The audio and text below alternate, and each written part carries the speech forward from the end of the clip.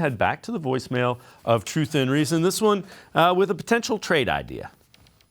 Couple quick trade scenarios. Would you give up the 13th pick for Calvin Ridley if his mind's together and he's ready to play football?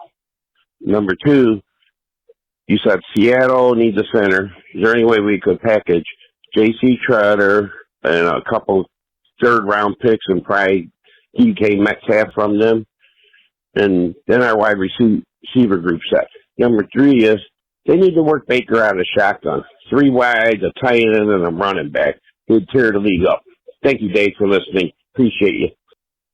All right, as always, we appreciate all of the voicemails. Let's welcome in Quincy Carrier, YouTube personnel. So, Quincy, when we unpack that one, I don't think I would give up the 13th pick for Calvin Ridley. I like him a lot.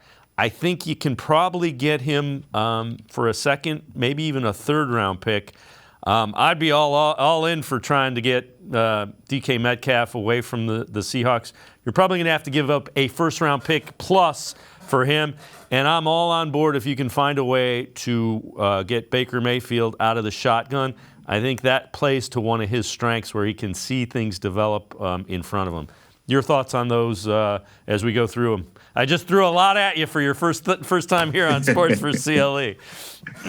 It's cool. It's cool. The thing with Calvin Ridley, right? That's an interesting one I've seen thrown around here.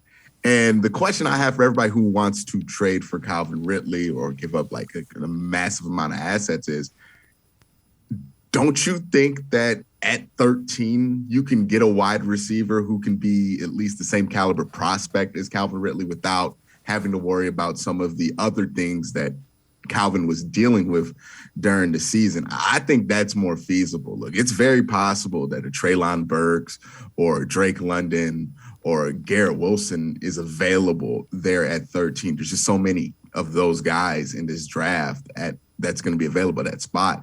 I just don't know if it ever makes sense to give up a 1 there. Now, when it comes to DK, what the guy said, with 2/3 for DK? Yeah, I would do that in a heartbeat, right? And J.C. Treader and 2/3. I'd still do that, but their thought is they may be able to get a high number 1, like, top 5 number 1 for DK Metcalf.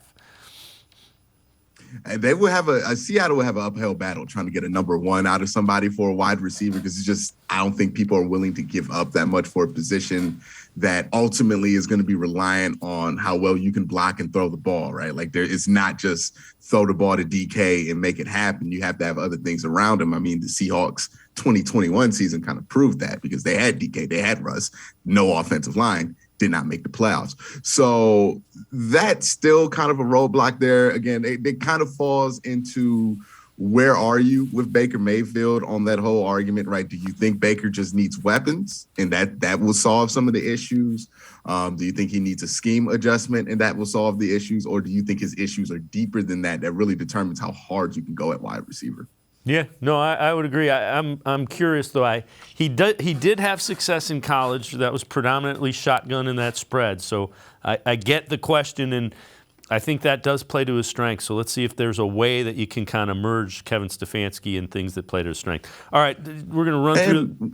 No, go ahead. I'm sorry. Oh, yeah. One last thing I wanted to point out to that, because there is something to it, right? When he ran trips left, trips right a lot in 2018, he had a lot of success out of it, right? That was when they had Jarvis out there running the slot for the most of the year.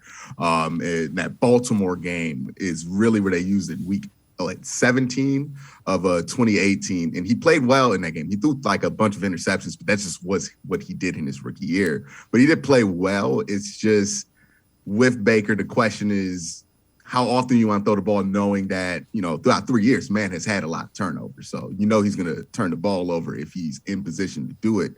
And then the question is just like, how often do you want to put him in that position? Is the risk worth that reward?